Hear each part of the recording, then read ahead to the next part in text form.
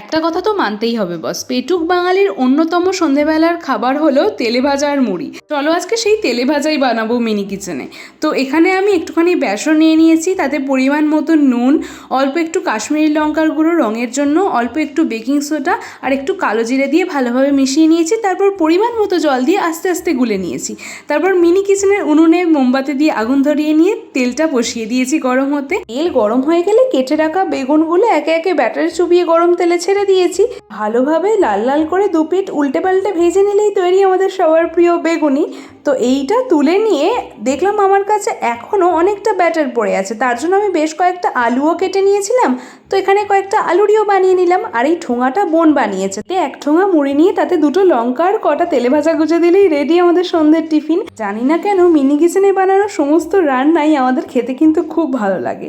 সে যাই হোক, নেক্সট কি বানাবো আমাকে কমেন্টে জানাতে ভুলো না। টাটা।